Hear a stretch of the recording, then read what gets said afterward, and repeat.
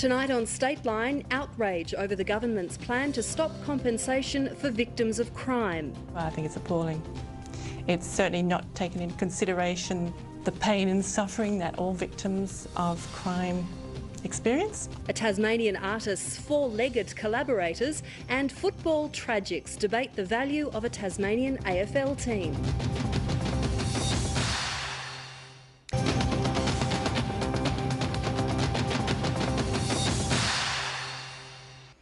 Wayne Edwards hasn't heard the old adage, never work with children or animals. The teacher, author and artist spends a lot of his time coaxing Tasmanian wildlife to leave a mark on his paintings. To find out why, Kylie Rowlands joined him on a late-night excursion.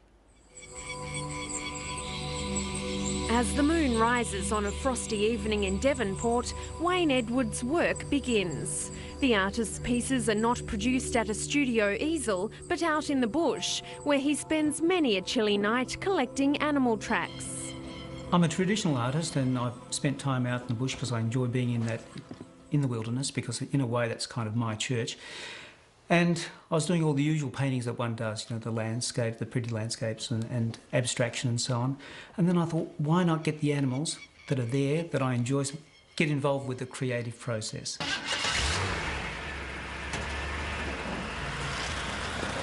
It's a far from simple process involving a fair amount of planning. Mr. Edwards first does a reconnaissance mission to find the right location for the animals he's after. He also has to carefully choose the canvas. With the devil, for example, you can have a canvas that's quite thick, and when they start feeding, they don't care what's around and they'll jump on anything. But some other animals are very cautious about what they might step on. If it's black, they might think that's a hole. If it's white, it just scares them. So you've got to pick the right sort of colouring to suit them. Next, Mr. Edwards lays either a blank canvas or an unfinished painting and surrounds it with pads containing non-toxic ink. Tonight, he's looking for Tasmanian devils and uses meat to lure them to the canvas. Often this is the beginning of a restless night as he lies in wait for the animals to appear. And you have to stay awake all night because you get a print, and if it's just right, you want to quickly roll it up, and if it isn't, you might have to move it around to another place. So you're in a cold, windy place, and often you're up all night. And it might get ruined in the very end. Some animal might decide to come along and go, oh, there's a nice toilet place, and it happens to be my painting. Other times he leaves the canvas unattended and returns in the morning for a surprise. Last night's efforts have been fruitful. That's fantastic. That's really good. I'm very, very pleased with that. That's a great result. What have you got here?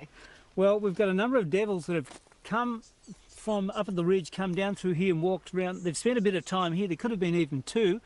And then they slipped down, and going by the tracks, they've come back up again. We can see by these ones where they've clawed their way up. It's gone, picked up a little bit of yellow that was here and come up to get the rest of the meat. All the meat's gone. And then they've come back here and slipped down on that canvas there. That's a really good result. I can hopefully do a really nice painting with that one. Once Mr. Edwards has a good set of prints, he finishes the painting using vegetation from the surrounding area and colours to reflect the environment. I just use some pretty basic spray cans, and this is where the whole painting could become ruined. So hold my breath and just hope it works. Hope some paint comes out. Here we go.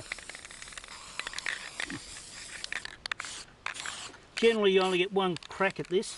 If you get it wrong, it's disaster. The trusting artist even allowed some input from an artistically challenged reporter. Give it another one, another one. That's it, that's fantastic. Let's have a look.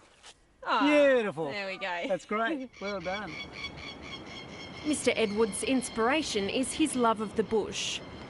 I'd like people to experience as much as possible my experience in the bush, which is peace, serenity, and also that there are animals out there and they have a place in the environment. And I'd like to turn attention to their conservation, because I think their preservation is really important to us and the heritage of our children and grandchildren.